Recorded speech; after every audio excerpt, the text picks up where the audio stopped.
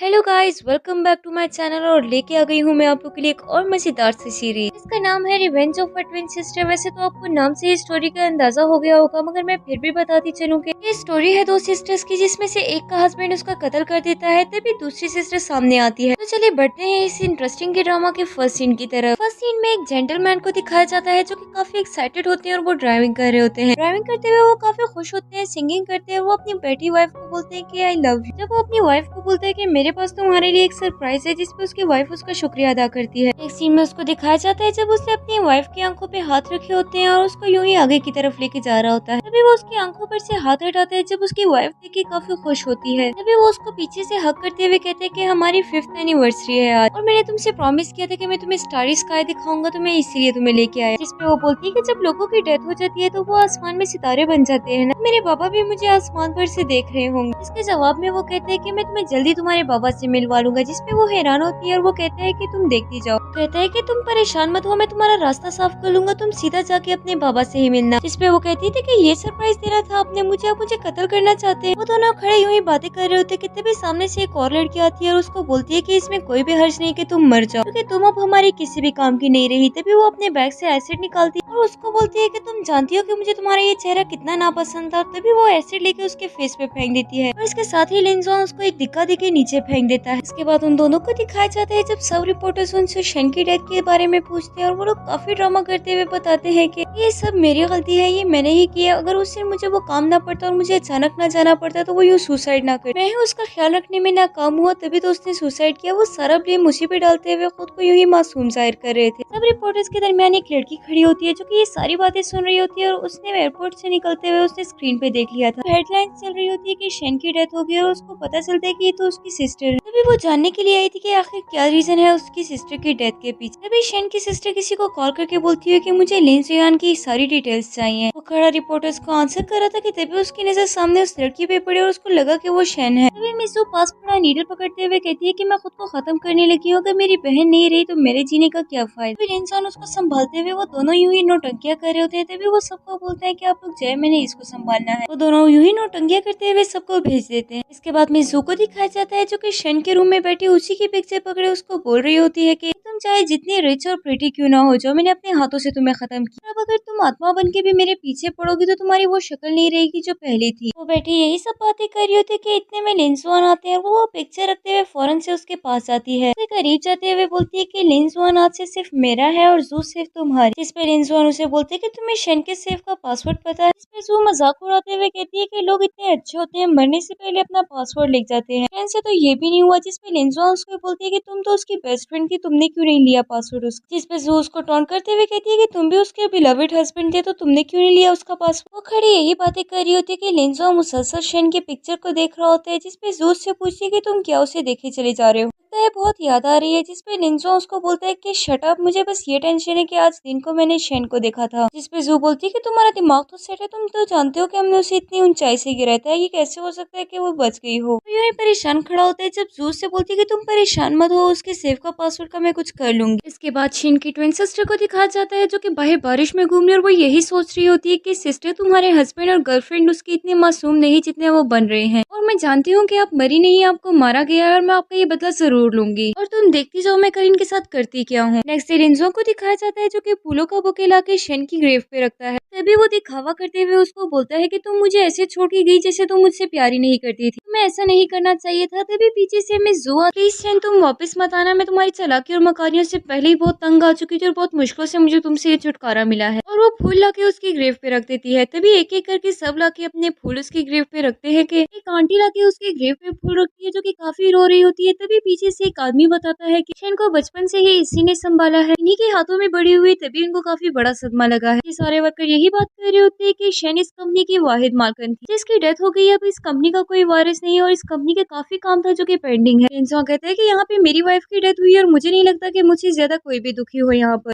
और वैसे भी इस कंपनी को संभालने वाला अब कोई नहीं है। शन के हस्बैंड होने के नाते से अब ये सब कुछ मैं संभालूंगा, मैं इस कंपनी का चेयरपर्सन होऊंगा और मैं ही सबको लीड करूंगा। तभी सब वर्कर्स आपस में बातें करने शुरू हो जाते हैं कि इसने शायद इसी नहीं मरवाया है उसे, इसे अपनी बीवी की सारी जायदाद हड़प रहा है।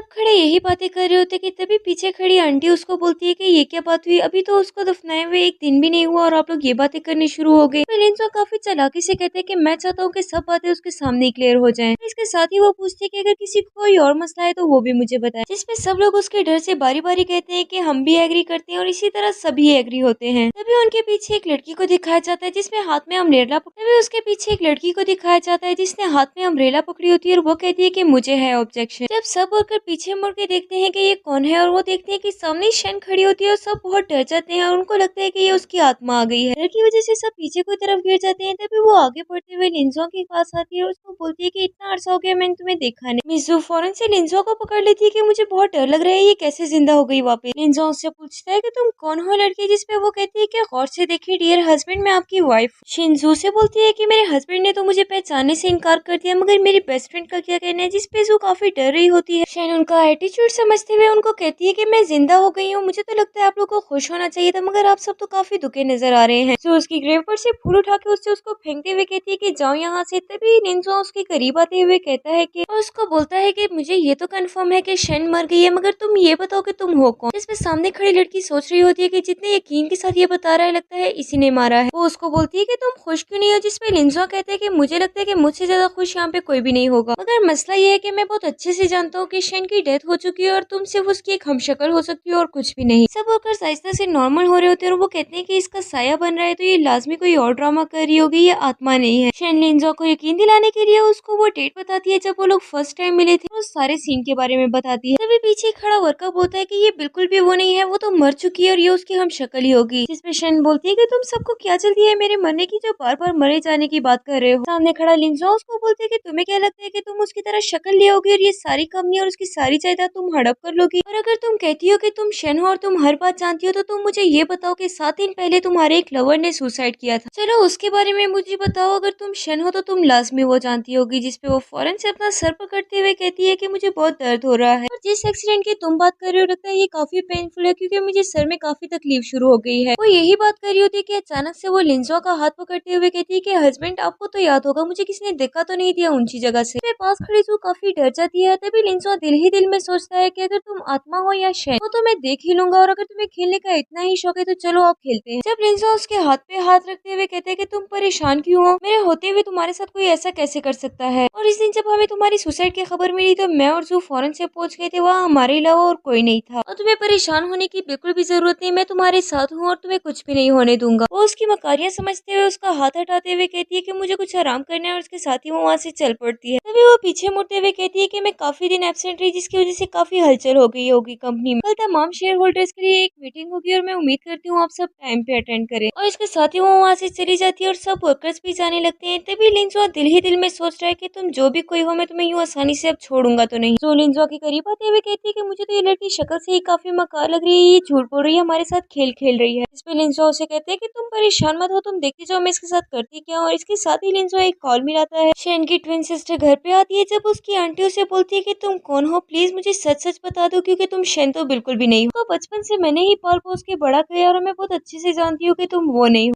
वो अनजान बनते हुए कहती है कि ये आप क्या बातें कर रही हैं, मैं ही शैन हूँ, आपको ये बात माननी पड़ेगी। जिसपे वो आंटी रोते हुए उसको कहती है कि प्लीज मुझसे मत छुपाओ, मैं सब जानती हूँ। वो दोनों खड़े यही बातें कर रही होती है कि सामने से लिंजो और मिस जू आते हैं। जब वो आंटी के कान में बोलती है कि मैं बाद में बताऊंगी, अभी मुझे आपकी हेल्प चाहिए। लिंजो से बोलते है कि मैं तुम्हें अपने घर के एक फर्द से मिलाना चाहता हूँ। जिसपे शैन बोलते है कि क्या मतलब मिलवाना चाहते हो, ये मेरा घर है, मैं सबको पहले से ही जानता हूँ। जिसपे लिंजो से बोलता है कि हमारा शिकारी कुत्ता है जो किसी अननोन को देख ले तो उसको छोड़ता नहीं। सामने से कुत्ते को अपनी तरफ बढ़ते हुए देखकर शैन काफी परेशान हो जाती है क्योंकि उसके पास आके काफी बार्किंग करने के बाद उसके पास खामोशी से बैठ जाता है। शैन बैठ के उसको प्यार करने लगती है। जू पीछे चीखने लगती है कि ये इम्पॉसिबल है। शैन बोलती है कि क्या इम्पॉसिबल है, ये मेरा ब्लैक डॉग है, ये मुझे क्यों बाइट करेगा, क्या तुम वाकई चाहती हो कि ये मुझे बाइट करे। और इसके साथ ही हमारी ये एपिसोड एंड हो जाती है। और अगर आप लोग नेक्स्ट एपिसोड देखना चाहते हैं तो उसके लिए आप लोग को जल्दी से मेरा चैनल सब्सक्राइब करना पड़ेगा। Thank you.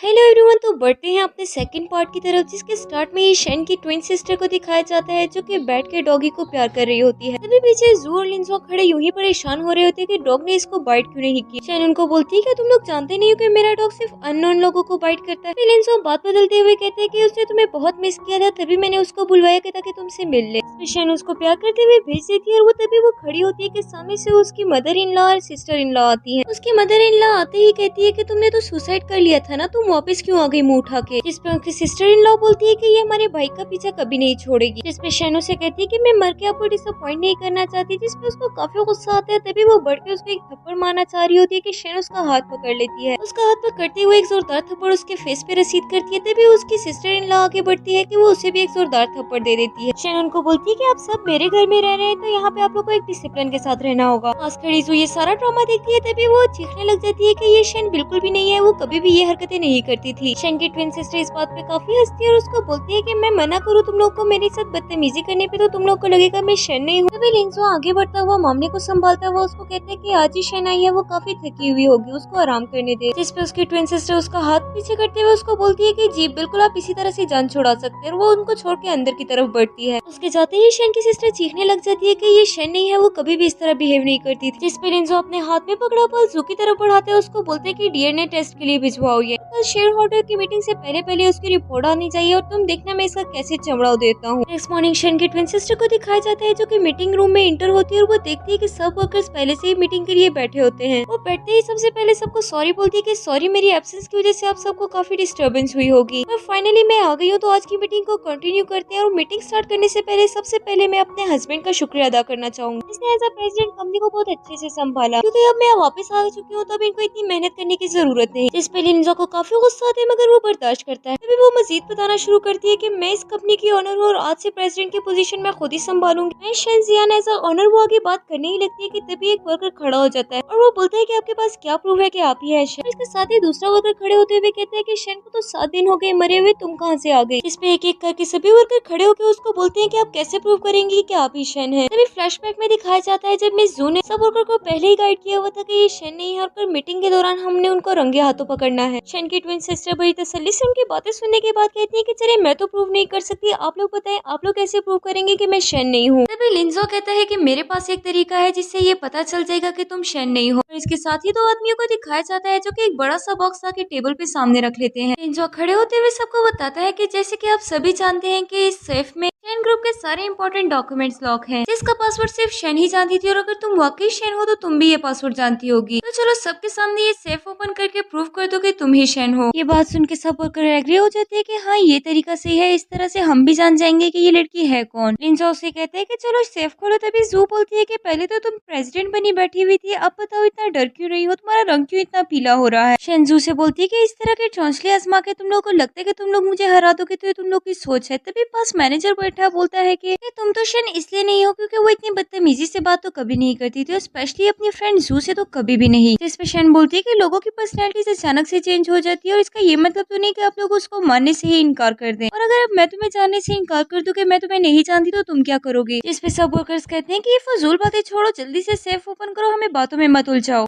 वो सब यही बातें कर रहे होते कि इतने में जू को कॉल आती है, जब दूसरी तरफ से उसको डीएनए टेस्ट के बारे में बताया जाता है। तभी शेन उसको पॉइंट आउट करती है कि मैं तुम्हें ये भी नहीं कह सकती कि तुम अनएजुकेटेड हो, मगर तुम्हें ये तो पता होना चाहिए कि मीटिंग के दौरान फोन नहीं यूज कर सकते। जिस पे जू माजरत करते हुए फोन रख देती है। तभी लिंसुआ पास खड़ा शेन को बोलता है कि तुम सेफ ओपन करो, सब लोग तुम्हारा इंतजार कर रहे हैं। लिंसुआ, जू और वो मैनेजर बातें करते हैं कि ये वैसी बनी फिर रही है, अभी पता चल जाएगा कि ये कौन सी मैनेजर है जो ऐसे मैडमों की तरह बैठी हुई है। तभी शेन दिल ही दिल में सोचती है कि अब तो मुझे ये लाजमी ओपन करेगा, क्योंकि यही वाहिद रास्ता है जिससे मैं खुद को शेन प्रूव कर सकती हूँ। और वो खड़े होकर सेफ का पासवर्ड ट्राई करती है। जब सब वर्कर्स काफी परेशानी से उसकी तरफ देख रहे होते हैं कि वो गलत पासवर्ड ट्राई करती है, और सब काफी रिलैक्स हो जाते हैं। तभी पास बैठा मैनेजर बोलता है कि चलो जल्दी से निकलो यहाँ से। तभी सामने से जू खड़े होकर कहती है कि निकल जाओ यहाँ से, तुम शेन नहीं हो। शेन उसको बोलती है कि तुम अपनी बकवास बंद करके बैठ जाओ। जिसपे वो जू बोलती है कि तुम अब और कौन सी ट्रिक्स आजमाना चाहती हो हम पर। शेन बोलती है कि ज्यादा शोर की वजह से मैंने गलत पासवर्ड एंटर कर दिया। जिसपे जू बोल रही होती है। तभी लिंसो को रोकते हुए कहते हैं कि चलो मैं तुम्हें एक और चांस देता हूँ। शेन एक बार फिर से गलत पासवर्ड एंटर करती है। तभी जूस के पास आते हुए उसको कहती है कि तुम्हारी तसल्ली के लिए मैं तुम्हें ये बता दूं कि इस सेफ में 3 बार हम पासवर्ड एंटर कर सकते हैं, और तुम्हारे अभी 2 टाइम हुए, तो तुम्हें एक और चांस देती हूँ मैं। शेन बोलती है कि चलो ठीक है, तुम यकीन मत करो, मगर शर्त लगाते हैं। जिसपे जू बोलती है कि अगर तुम हारी तो मैं तुम्हारे चेहरे के टुकड़े टुकड़े कर दूंगी। शेन सब वर्कर्स को बारी बारी पॉइंट आउट करते हुए कहती है कि तुम सब लोग यही समझते हो कि मैं फेक हूँ। जिसपे सामने बैठा मैनेजर बोलता है कि मैं इतना श्योर हूँ कि अगर तुम्हें प्रूव कर दो कि तुम शेन हो, तो मैं अपने सर सर के बल खड़ा हो जाऊंगी। शैन बोलती है कि इतना फजूल बोलने की जरूरत नहीं, क्योंकि अगर प्रूफ हो गया कि मैं शैन हूँ तो तुम देख लेना कि मैं तुम्हारा क्या हाल करती हूँ, जिसपे वो काफी हाइपर हो जाता है। शैन बोलती है कि मैं एक बार फिर कंफर्म करना चाहती हूँ कि आप सब वर्कर जू के साइड पर हैं, तो फिर चलो गेम स्टार्ट करते हैं। जिसपे सामने बैठा मैनेजर बोलता है कि हम सब एक साथ हैं ताकि तुम जैसी डायन से छुटकारा हासिल कर सके। और तभी सब वर्कर एक एक करके बताते हैं कि हम जू के साइड पे हैं। लिंजो बोलते हैं कि मुझे भी इनके साइड में काउंट कर दो, जिसपे शैन बोलती है कि चलो ठीक है, फिर शर्त बताती हूँ। शर्त ये है कि अगर प्रूव हो गया कि मैं शैन हूँ तो आप सबको अपने शेयर जो कि इस कंपनी में है वो छोड़ने पड़ेंगे। जिसपे सब वर्कर्स काफी हाइपर होते हुए कहते हैं कि हम ऐसे कैसे अपने शेयर्स तुम्हें दे दे। शैन बोलती है कि ठीक है, अगर तुम लोग शर्त लगाने की हिम्मत नहीं कर सकते तो ये प्रूव हो गया कि मैं ही शैन हूँ। तो ये बहस यही पे खत्म होगी, क्योंकि मैं ही शैन हूँ। आप लोगों में हिम्मत ही नहीं कि आप लोग मुझे शर्त लगा सकते। सब वर्कर्स ये भी नहीं चाहते थे। तभी सू कहती है कि शर्त लगाने में क्या है, क्योंकि हम जानते हैं कि ये एक धोखेबाज लड़की है और इसका असल चेहरा आज सामने आ जाने दो। तो सब वर्कर्स को एग्री कर देती है। जब सब वर्कर एग्री हो जाते हैं कि चलो ठीक है हम शर्त लगाते हैं, शैन कहती है कि मैं आप लोग की हिम्मत की दाद देती हूँ। तभी वो एक फाइल बढ़ाते हुए उनको कहती है कि इस पे साइन करो। जिसपे पास बैठा मैनेजर बोलता है कि इस चीज के साइन। शैन बोलती है कि ये शेयर ट्रांसफर एग्रीमेंट है जिसपे आप सब साइन करेंगे, क्योंकि ये कोई बच्चों का खेल तो है नहीं। हम शर्त लगा रहे हैं, अगर आप लोग हार जाओगे तो आप सब लोग यहाँ से खामोशी से चले जाओगे। सू बोलती है कि तुमसे शर्त लगाने में क्या डर, हम वैसे भी जानते हैं कि तुम एक धोखेबाज और ड्रामेबाज लड़की हो जो यहाँ सिर्फ अपने ड्रामे दिखा रही है। शैन बोलती है कि तुमसे कौन शर्त लगा रहा है, तुम तो एक मामूली सी सेक्रेटरी हो यहाँ पर जिसके कोई शेयर ही नहीं है, जो कि बाकी शेयर होल्डर को यहाँ एज अ वेपन यूज कर रही हो। ये सुन के जू को बहुत गुस्सा आता है, मगर वो खामोशी से सब बर्दाश्त करती है। लिंजा शैन की तरफ फाइल बढ़ाते हुए कहता है कि जू ने और सारे शेयर होल्डर ने साइन कर दिया, अब तुम भी साइन कर दो। जिसपे शैन फाइल देखते हुए बोलती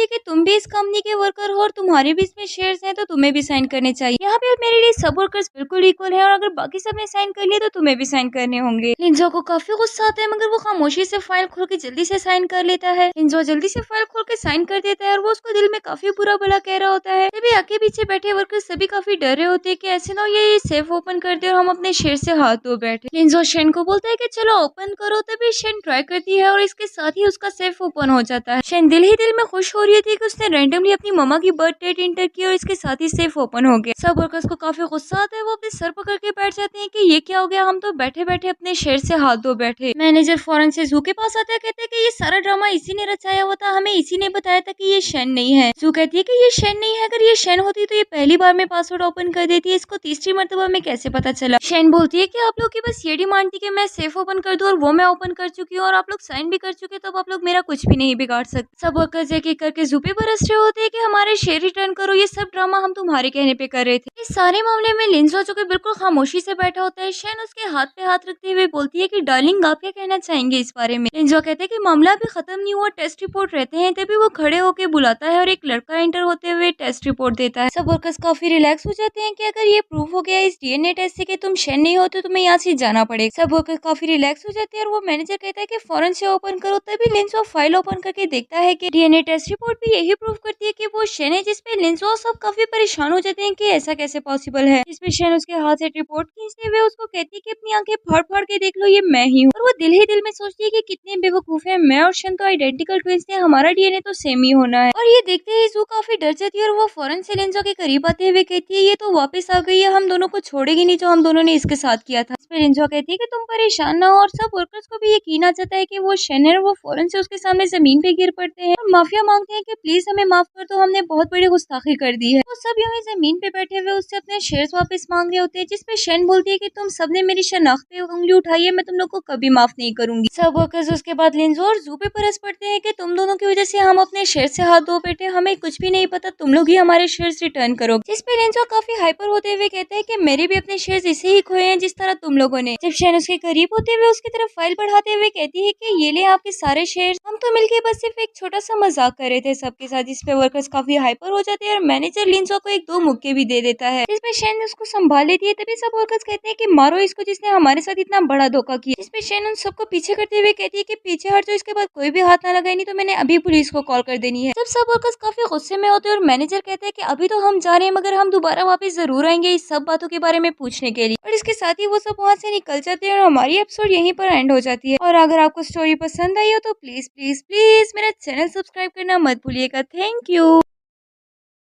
हेलो गाइस, तो बढ़ते हैं अपने थर्ड पार्ट की तरफ। एपिसोड वहीं से स्टार्ट होती है जब शेन लिंजो को संभाल रही होती है और लिंजो उससे पूछे कि तुम वाकई शेन हो, जिसमें शेन बोलती है कि हाँ मैं वाकई शेन हूँ और देखो मैं तुमसे प्यार करती हूँ, तभी तो मैंने तुम्हें तुम्हारी कंपनी रिटर्न कर दी है। क्या तुम्हें अभी मेरा यकीन नहीं? जिसपे लिंजो दिल ही दिल में सोचता है कि तुम जो कोई भी हो, बस मुझे अपना मतलब पूरा करना है। तभी वो उसके करीब बढ़ने ही लगता है कि बीच में जू आ जाती है, जो कि लिंजो को रोकते हुए कहती है कि मेरा क्या बनेगा फिर। लिंजो उसको पीछे करते हुए कहता है कि दूर हटो मुझसे। तभी शेन कहती है कि ये तुम क्या कर रही हो, जिसपे जू बताती है कि ये मेरा बॉयफ्रेंड है। जिसपे लिंजो फौरन से उसके फेस पे एक थप्पड़ रसीद करते हुए कहते हैं कि ये तुम क्या फजूल बातें किए जा रही हो। लिंजो को यकीन ही नहीं आ रहा होता कि वो ऐसे क्यों बिहेव कर रहा होता है। तभी वो लिंजो को याद दिलाने की कोशिश करती है कि तुम भूल गए, हम दोनों तो गैंग थे, हम दोनों ने मिलकर तो इसको मारा था। जिसपे लिंजो उसको एक और थप्पड़ मारते हुए कहती है कि अपना मुंह बंद रखो और इसके बाद एक लफ्ज भी ना निकले। जिसपे शेन लिंजो को संभालते हुए कहती है कि आप क्या कर रहे हैं, मुझे डर लग रहा है। शेन बोलती है कि मैं गिरी थी, ये बात जू कैसे जानती है। जिसपे लिंजो उसको कहता है कि इसकी फजूल बातें मत सुनो, ये पागल है। इसमें जू उसका ग्रेबान पकड़ते हुए कहती है कि तुमने ही तो बनाया है मुझे पागल।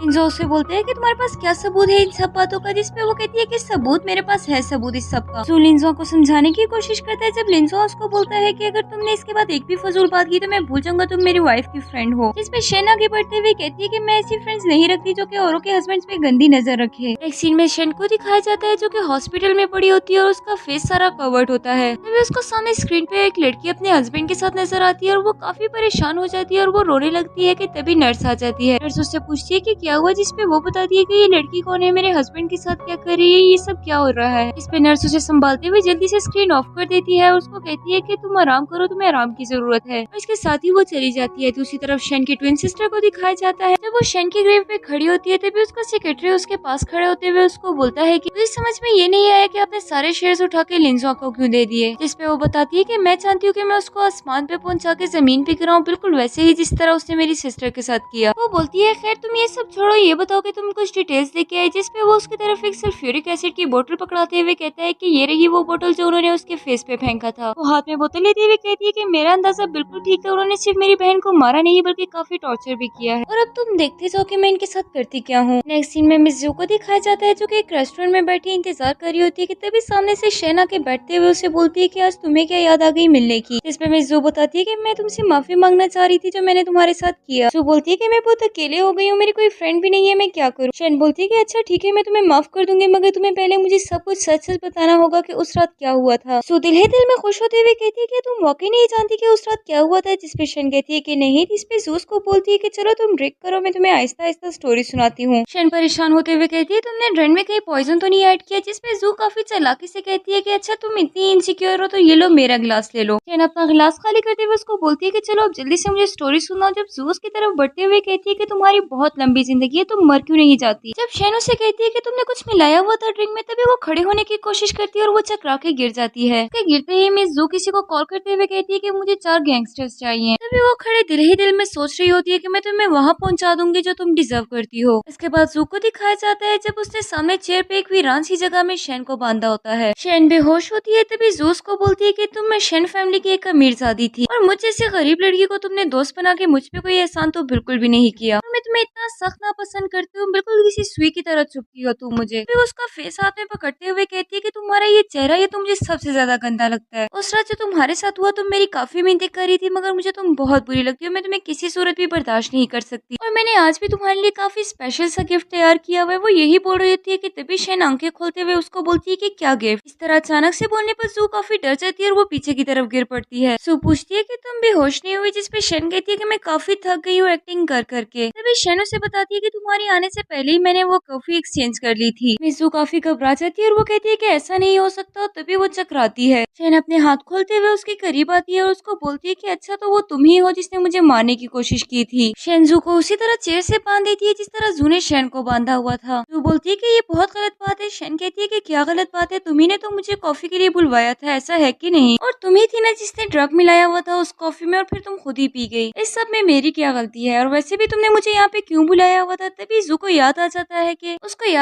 उसने कॉल करके एक 4 गैंगस्टर को शेन के लिए बुलाया हुआ था। जू काफी डर जाती है और उसको बोलती है कि प्लीज मेरे हाथ पाँव खोल दो, मुझे जाना है हॉस्पिटल, बहुत इमरजेंसी है। इस पे शेन कहती है कि तुम्हारा भरोसा तो अब मैं किसी सूरत नहीं कर सकती। वो दोनों यही बातें कर रहे होते हैं कि तभी गेट खोलते हुए 4 गुंडे अंदर आते हैं। के अंदर आते ही शेन उन्हें बताती है कि ये रही वो औरत जिन्होंने आपको बुलाया हुआ था। जू शेन की मिन्नतें कर रही होती है। तभी शेन उसको बोलती है कि ये सब तुम्हारी प्लानिंग थी, मैंने इसमें कुछ भी नहीं किया। उसको उस गुंडे के हवाले करके वहाँ से चली जाती है। जू काफी मुकाबला करती है, उनसे भागने की कोशिश करती है, मगर गुंडे उसको पकड़ लेते हैं। कुछ देर बाद लिंजो को दिखाया जाता है, जो कि उसी जगह पे आता है जहाँ पे जू होती है। वो अंदर आके देखता है जब जू काफी बेहाल होती है और वो पूछती है कि ये किसने किया। जू बताती है कि ये तुम्हारी उस प्यारी शन ने की मेरी ये हालत। तो उसको फोर्स कर रही होती है कि उसने मेरी ये हालत की, तुम भी जाके उसको कत्ल कर दो। जिसपे लिंजो कहते हैं कि तुम पागल हो गई हो, तुम जानती हो कल वो 10 बिलियन का कॉन्ट्रैक्ट साइन करने लगी है और तुम जानती हो उससे मुझे कितना ज्यादा फायदा होगा। तो इसलिए मैं उसको कुछ भी नहीं कहूंगा, मुझे सिर्फ इंतजार करना है कल रात का। और शन को तुम और मैं क्या कोई भी कुछ नहीं कह सकता अनटिल एंड अनलेस वो कॉन्ट्रैक्ट ना साइन कर ले। जू को उसकी इस हरकत पे काफी गुस्सा आता है और वो उसको मारते हुए कहती है कि चले जाओ यहाँ से। जिसपे लिंजो कहते हैं कि तुम्हें तो बिल्कुल भी हैरान नहीं होना चाहिए मेरे इस एटीट्यूड पर, और वैसे भी जो तुमने शन के साथ किया वही अब तुम्हारे साथ हुआ है, तो उससे भी बर्दाश्त किया तो तुम भी बैठ के बर्दाश्त करो।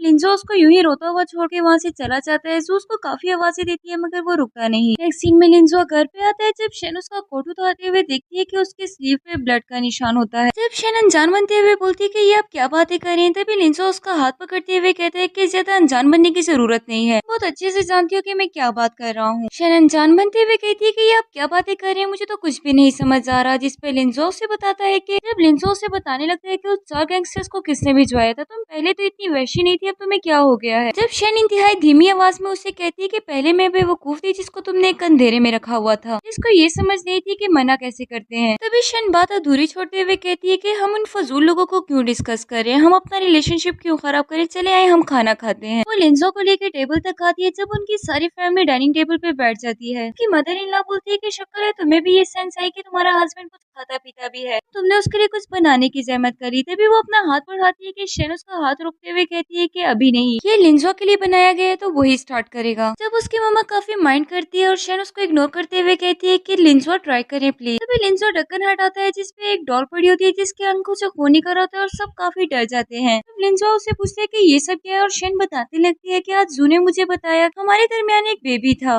इसका पता नहीं किसी ने यूं ही कत्ल कर दिया था, मैं तो बहुत डर गई थी इस सब से। और वो जिद करने लगती है, लिंजो को कहती है कि किसने किया ये सब। तभी लिंजो उसको संभालते हुए कहते हैं कि किसी ने भी नहीं किया, जू फजूल बातें करती है। तभी लिंजो मामले को संभालते हुए आंटी को बोल के वो डॉल उठवा लेता है और उसको बोलता है कि दोबारा से अच्छा सा डिनर बनाए, और शन को बोलता है कि हम मिलके खाएंगे। जिसपे शन बोलती है कि नहीं मेरी तबीयत ठीक नहीं है, और वो उनको छोड़ के वहाँ से चली जाती है। उसके जाते ही लिंजो की मम्मा और सिस्टर उस पर टूट पड़ते हैं कि ये शन नहीं है, ये ड्रामे करी है, वो ऐसी नहीं थी। जिसपे लिंजो कहते हैं कि मुझे इससे कोई देना देना नहीं कि वो कौन है, बस वो मुझसे प्यार करती है और मुझे उसके पैसे की जरूरत है, और वो जैसे ही मेरे हाथ लगेगा उसका पैसा मैं उसको निकाल के बाहर फेंक दूंगा। इसके बाद वो रूम में आ जाती है जब सामने वॉल पे उसको शन की और लिंजो की पिक्चर नजर आती है, और वो बहुत प्यार से शन की पिक्चर पे हाथ फेर रही होती है। उसको बोलती है कि आप परेशान मत हो, मैं आपका एक एक बदला लेके रहूंगी। तभी उसकी नजर पास लिंजो की पिक्चर पे पड़ती है, तब वो सीजर उठा के उसकी पिक्चर बिल्कुल खराब कर देती है। में लिंजो आता है और उसको ये हरकत करते हुए देखती है तो उससे पूछते है कि क्या हो गया है तुम्हें। तभी लिंजो उसकी इस हरकत पे काफी परेशान होता है, उसको बोलता है कि तुम्हें कुछ याद है पहले जो तुम्हारे साथ हादसा हुआ, या तुम सिर्फ उन्हीं बातों पे यकीन कर रही हो जो जू ने तुम्हें बताया। शन उसकी बात समझते हुए कहती है कि नहीं कोई मसला नहीं, बस मुझे आपकी ये पिक्चर बहुत गंदी लग रही है, अपनी आंखें देखो इस पिक्चर में। जिसपे लिंजो कहता है कि क्या मसला है मेरी आंखों में। शन बोलती है कि ऐसा लग रहा है जैसे तुम्हारी आंखें बोल रही हो कि तुम मुझसे प्यार नहीं करते। लिंजो उसके हाथ से सीजर लेते हुए बोलते है कि अच्छा चलो ठीक है, अगर तुम्हें ये पिक्चर नहीं पसंद तो हम किसी दिन और अच्छी सी पिक्चर बनवा के वो यहाँ पे लगा लेंगे। लिंजो शन को बोलता है कि तुम रिलैक्स हो जाओ, आराम करो, क्योंकि कल रात को जो कॉन्फ्रेंस है तुमने बोला था ना कि तुम सारी शन फैमिली मेरे हवाले कर दोगी। शन बोलती है कि हाँ तो वो तो मैं दे दूंगी, तो क्या तुम्हें बुरा लग रहा है वो सब लेते हुए। इसमें लिंजो बोलता है कि मुझे क्यों बुरा लगेगा, मेरी प्यारी सी बीवी मुझे गिफ्ट करना चाहती है तो इसमें क्या ही हर्ज है। जब लिंजो उसके करीब होने की कोशिश करता है, जब शन उसको धक्का देते हुए पीछे करके बोलती है कि मुझे आराम करना है क्योंकि कल रात को कॉन्फ्रेंस है।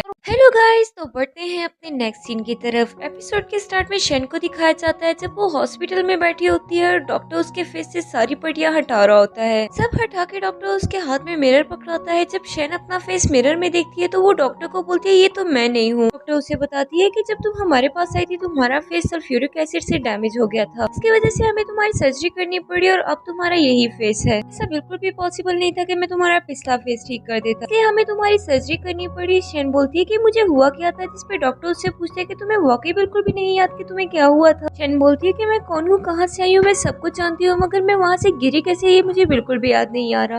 डॉक्टर बोलता है कि ये तो बहुत अच्छी बात है कि याद नहीं आ रहा, और वैसे भी हम ऐसी पेनफुल मेमोरीज जो होती है वो अक्सर भूल जाते हैं। शन डॉक्टर की बात समझते हुए उसका शुक्रिया अदा करती है। डॉक्टर कहते हैं ये तो हमारी जिम्मेदारी होती है, खैर अब तुम क्या करोगी।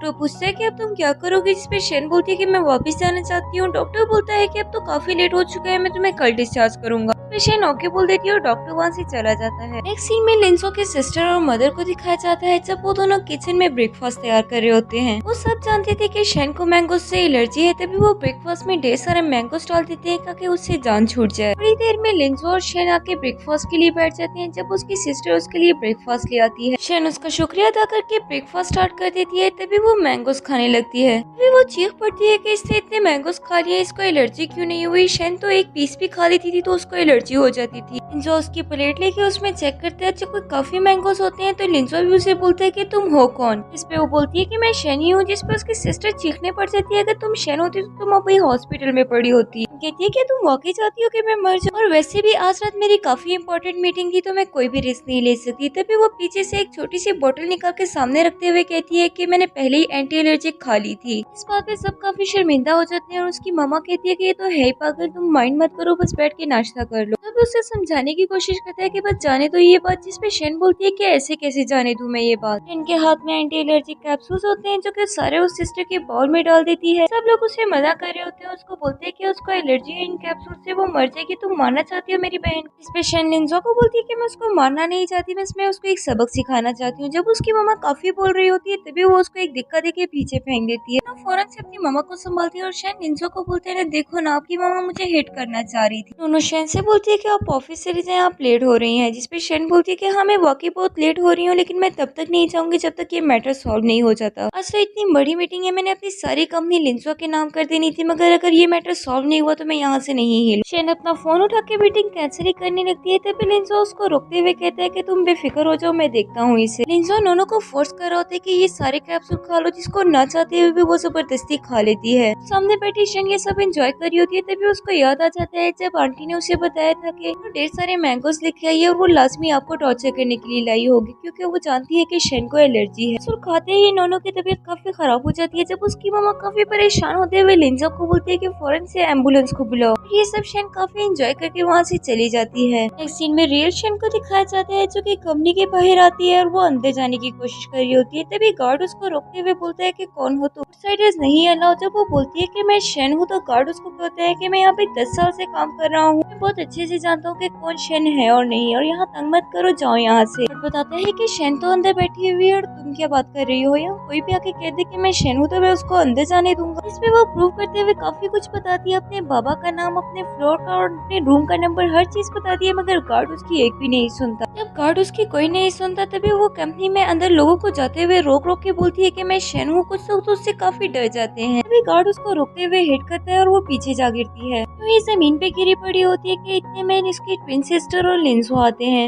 इन दोनों को काफी बुलाती है मगर वो कोई रिस्पॉन्स नहीं देती। तभी गार्ड आगे आते हुए लिंजो को बताता है कि पागल लड़की है जो सुबह से आई हुई है, तंग करी है, मैंने इसको बाहर निकाल दिया। जिसपे वो ओके करते हुए अंदर चले जाते हैं। उसके बाद शेन को ऑफिस में दिखाया जाता है जब वो काम कर रही होती है कि लिंजो सामने से आता है। वो खड़ा यूं ही सोच रहा होता है कि अचानक शेन को बोलता है कि तुम वाकई कंपनी मुझे दे दोगी। जिसपे शेन पूछती है कि आप क्यों पूछ रहे हैं मुझसे ये सब। लिंजो बोलता है कि मुझे यकीन नहीं आ रहा तुम दे दोगे, क्योंकि तुम जब से वापस आई हो तुम काफी चेंज हो गई हो। तुम्हारे मेरे बारे में और मेरे आगे पीछे जो लोग हैं उनके बारे में ओपिनियन काफी खराब है। शेन लिंजो से पूछता है क्या तुमने कभी मुझसे प्यार किया था। लिंजो भी वही क्वेश्चन कहता है कि क्या तुमने कभी लिंजो से प्यार किया है। शेन बोलती है कि तो आज रात प्रूव हो जाएगा कि तुम मुझसे प्यार करते हो कि नहीं। लिंजो बोलता है कि ये तो बहुत अच्छी बात है और तुम जानती हो मेरे पास भी तुम्हारे लिए एक बहुत बड़ा सरप्राइज है। जिसमें शेन बोलती है कि चलो देखते हैं। इसके बाद शेन को दिखाया जाता है जो कि बाहर यूं ही खड़ी काफी अपसेट होती है कि इतने में विवी आ जाती है। वो विवी को पकड़ते हुए कहती है कि तुमने मुझे पहचाना, मैं शेन हूँ। विवी उसे बोलती है कि मैं कैसे मान लूँ कि तुम शेन हो। जिसपे वो उसको यकीन दिलाते हुए अपने पास्ट एक्सपीरियंसेस के बारे में बताती है कि हम कॉलेज में फर्स्ट टाइम मिले थे और मुझे लिंजो से प्यार हो गया। ये सब बातें सुनने के बाद विवी को यकीन आ जाता है कि ये वाकई रियल शेन है। तभी वो उसको हक करती है। उसके बाद शेन उससे पूछती है कि तुम मुझे ये बताओ कि मेरे जाने के बाद क्या हुआ। लिंजो किसी ऐसी लड़की के साथ घूम रहा है जिसकी शक्ल बिल्कुल मुझसे मिलती है, ये आखिर चल क्या रहा है। इस पे विवी उसे काफी चालाकी से बताती है कि पता नहीं कौन सी शातिर लड़की है जो हमारे दरमियान आ गई और वो लिंजा को तुमसे छीनना चाहती है।